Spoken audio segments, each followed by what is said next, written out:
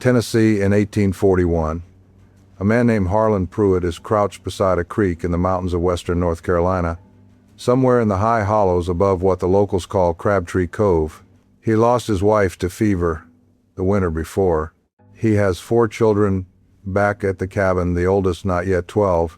He has $11.40 in a tin box under the floorboards, and he has not seen a store in 4 months. The creek is iced at the edges. He is cutting a strip of bark off a slippery elm tree with a knife the size of his hand. He knows exactly what he is doing. Today, most Americans could not spend a single night outdoors without $400 of synthetic fabric and injection molded plastic between them and the world. We call that progress. But here's a twist. The record says Harlan Pruitt was not suffering out there. The record says the man was equipped. Everything that creek, that tree, that mountain gave him was a system, and it worked better than half the gear hanging on the wall of your local sporting goods store right now. What men like Pruitt carried in their heads has a name. It is called vernacular survival craft. The knowledge of what the land gives you freely, how to use it, and how to keep yourself alive and warm and fed without paying anyone a single cent. That is a sovereign skill. Nobody bills you for it. Nobody can take it back. My name is Wade Tolliver. I am 58 years old, and my family has been on Tolliver Gap, up on the Cumberland Plateau, in the east of Kentucky, since 1788. We never left. My grandfather, Emmett Tolliver, kept a black ledger book from 1931 to 1979. The front pages are the household accounts, what things cost, what they paid him for a day's work. The back pages and the margins are something else. They are how things were done. Emmett made me swear that what was in those margins would not die with him. Every one of these videos is me keeping that word. There are still 40 years of margins in that book I have not opened yet. Number 8 on this list, the bark technique, was condemned in a federal advisory circular sometime in the 1950s, and the state extension services have quietly reinstated guidance on it in the last decade, because it turns out the mountain men were right. And number 3, the shelter method, costs you nothing to build, and a proper outfitter charges upward of $300 for a version that does the same job less well. Number 15, fire from wet wood. Kentucky, 1893. You do not wait for dry wood, you never did. What Emmett wrote in the margin on this one is 2 lines long. Split the log. The inside is always drier than the outside. Gut your kindling from the heart of the wood, never the bark side, and shave it thin enough to read through. Civil War field manuals describe this exact method for soldiers in wet campaigns across the Appalachian Range. The skill died somewhere around 1955, when the charcoal bag showed up in every hardware store in America, and Kingsford needed you to believe fire required a product. The mistake most people make today is trying to light wet wood whole. You cannot light a log. You can always light the inside of one. Number 14, the bark water filter. Ozark Country, Missouri, 1922. A strip of birch bark, folded into a cone and packed with layers of charred wood, fine sand, and dry grass, in that order from bottom to top, will pull the visible sediment and most of the odor from running water. The Department of Agriculture was publishing guidance on field water treatment for rural homesteaders well into the 1930s. This is not a purification system by modern standards, and you should always boil water afterward if you have any doubt about the source. What it is a first stage clarifier that costs nothing and weighs nothing. It disappeared from common knowledge around 1948, right alongside the mass rollout of municipal water treatment, which was a public health gain, not a loss. Not a conspiracy, neighbor. Just how markets work. Nobody banned the bark filter. They just made sure you never needed it, because there was no dollar in you knowing, and there were plenty of dollars in the infrastructure you now pay a monthly bill for. Number 13, rendered fat as weatherproofing. West Virginia, 1917. Beef tallow, rendered slow on a wood stove until it ran clear, then rubbed hot into boot leather and saddle straps, kept the hide supple through 6 winters of wet and freeze. The agricultural extension bulletins from land-grant universities across the South documented this practice for farm families well into the 1920s. A tin of modern boot waterproofing at a gear retailer runs $12 to $18. A pound of beef tallow from a butcher, if you can still find one, costs under $2 and does the same job on leather. The tallow fell out of use around 1960 when petroleum-based waxes became cheap to manufacture and easy to market in a tin with a logo on it. The mistake people make today is buying the petroleum product for synthetic boots that do not need it and letting their leather rot anyway because they never treat it at all. Now the first pattern break, friend. From number 12 down, we are leaving the useful and moving into the things that somebody went out of their way to make you forget. These are the skills that had legal pressure applied to them, or market pressure so organized it might as well have been legal. Pay attention. Number 12, salt box meat curing without refrigeration.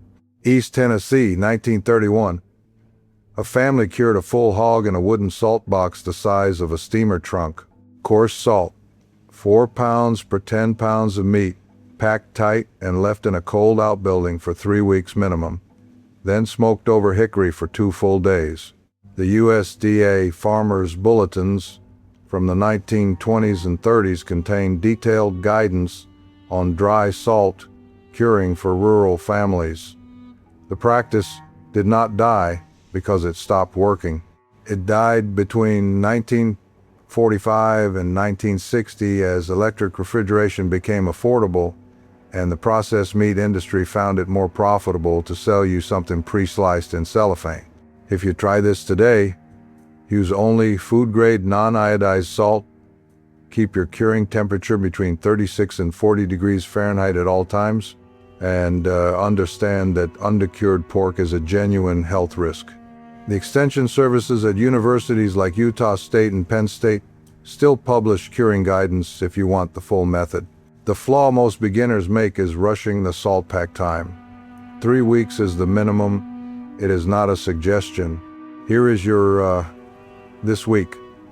Go to your county extension service website and search their food preservation publications.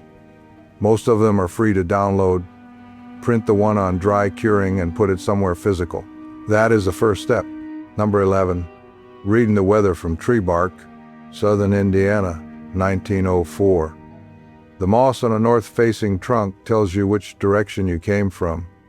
The way bark cracks on an old oak tells you how wet the previous winter was.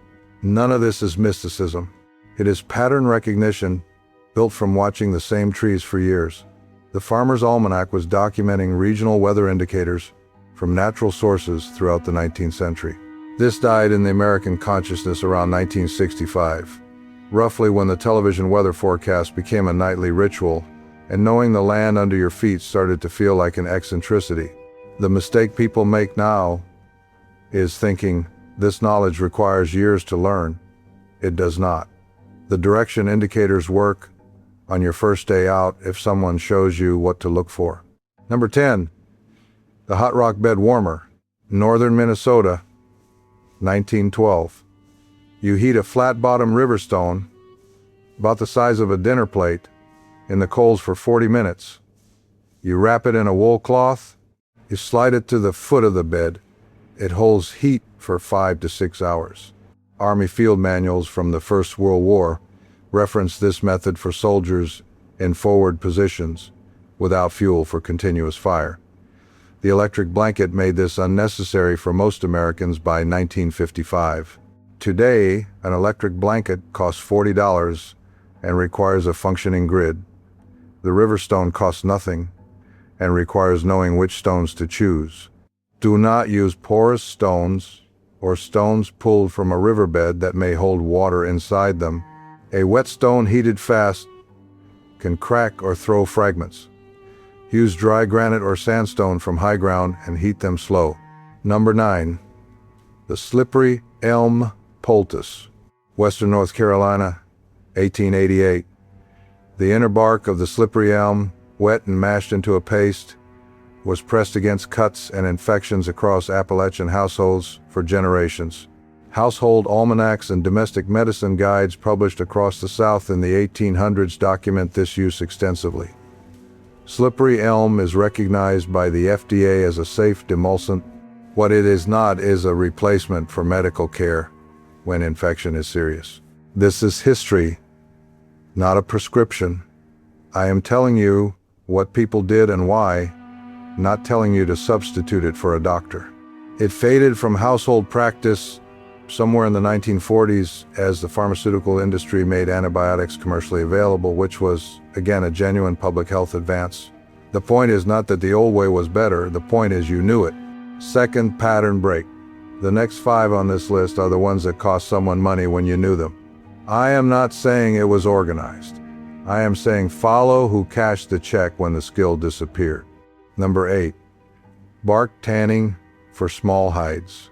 East Kentucky, 1926.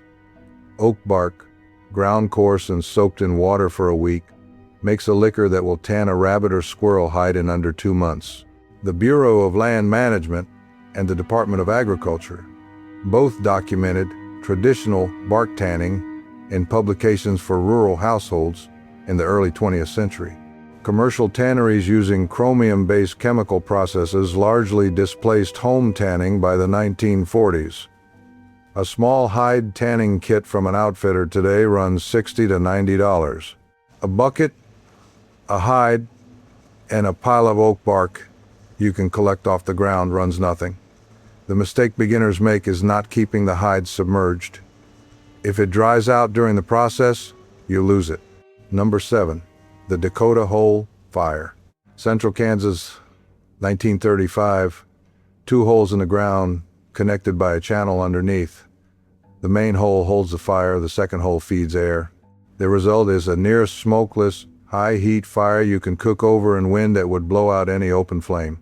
The design appears in agricultural and military field documentation going back to at least the late 1800s. This is one of the few methods on this list that was never commercially replaced because nobody could figure out how to sell it to you. It just quietly stopped being taught.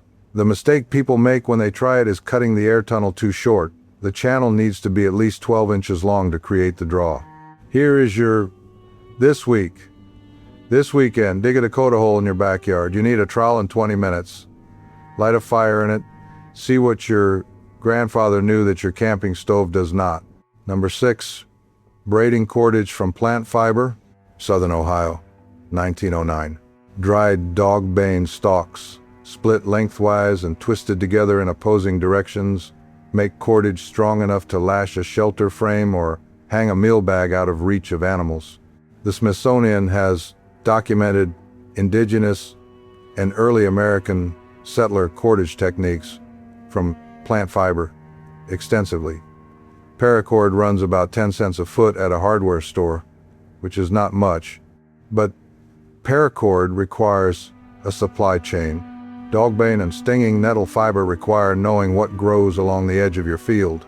The skill disappeared from general practice by the 1950s when synthetic cordage became cheaper than the time it took to make the natural kind.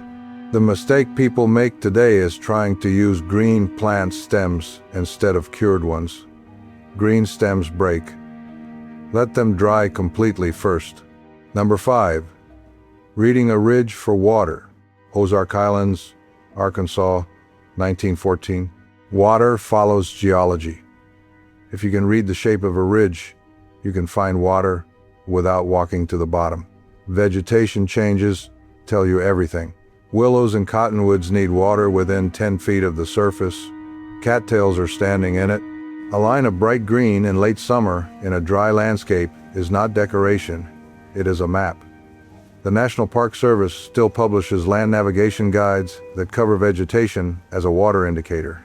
This knowledge was common among farm families well into the 1930s.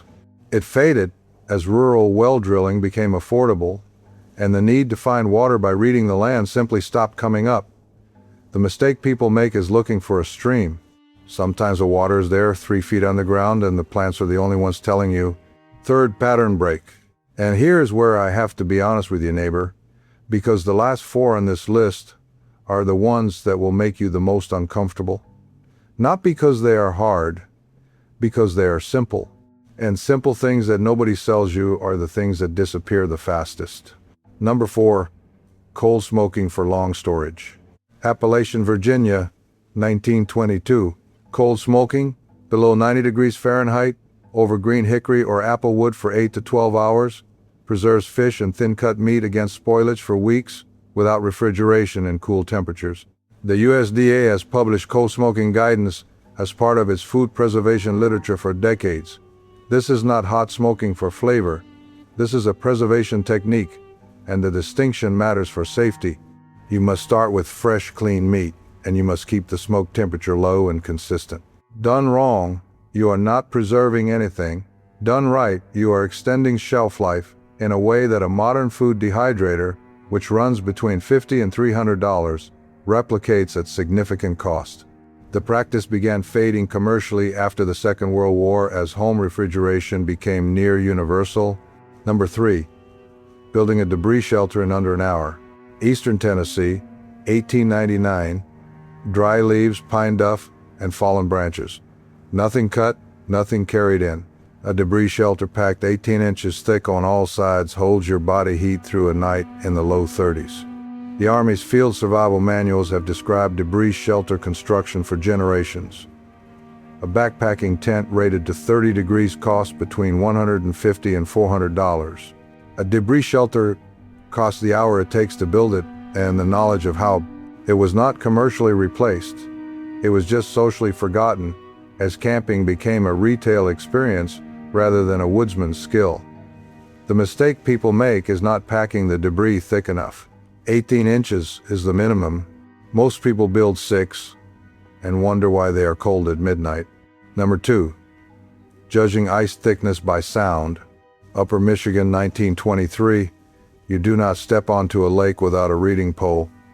You tap the ice ahead of you and you listen. Solid blue ice rings high and clear. Soft white ice, which is formed from snow and is far weaker than blue ice, rings dull and flat. 4 inches of solid blue ice holds a man. 4 inches of white ice might not. The state extension services in Minnesota and Michigan still publish ice safety guides that cover this distinction in detail. This was common knowledge in any community that crossed frozen water in winter. It began disappearing from practical awareness as snowmobiles and then four-wheelers changed how people traveled on ice, and then as climate made reliable winter ice cover less common in many regions. The mistake people make today is assuming all ice of the same thickness is the same ice. And now, the one I have been holding since the beginning. Number 1, knowing when to stop. This is not a technique, this is the skill that every other skill on this list depends on. Harlan Pruitt, back at that creek in 1841, did not push through when his hands stopped working right. He knew that hypothermia does not feel like cold. It feels like warmth. It feels like everything is fine and you just need to rest a minute. Soldiers in both world wars were lost not because they lacked gear, but because nobody had told them that the moment you feel comfortable in conditions that should be killing you, that is the emergency. The Army's survival training documentation addresses this explicitly. The cognitive impairment from cold sets in before the physical collapse. You lose your judgment before you lose your fingers. The mountain men knew this in their bones, not because they read it in a manual, but because someone sat them down and told them before they needed it. That is the skill that nobody can sell you and nobody ever tried to. And that is the one that got the most people killed when it went missing. Not a conspiracy, friend. Just a thing that stops being passed down when the circumstances that required it stop being common. Your grandfather knew every one of these. He knew which ice rang flat and which one rang clear. He knew to split the log to find the dry heart inside. He knew not to stop and rest when his body was telling him lies. Somebody just did not get the chance to pass it down. That is not your fault. But what happens next is, on your watch, I checked this list against what Emmett put in those margins this past winter. Every method on it shows up somewhere in that book. Most of them with a quantity written beside them, a temperature, a time. He was not guessing. He was recording. That book still has 40 years of margins I have not read yet. Tell me down below, did your grandparents have a method they swore by? Something they did that you never fully understood until you got older, or still do not? The smoke test, the bark trick, the way they read a sky before a storm? I read every one of those comments. And I mean that. The story that pulls the most responses is the one I build into the next full video. That is how this works around here. Next time, the trick of ash water and animal fat that cleaned everything from wounds to wool, worked for 6 weeks without resupply, and the year the soap industry lobbied against homemade lye production in 3 separate states. We are going to follow that money. Keep what they knew. It'll keep you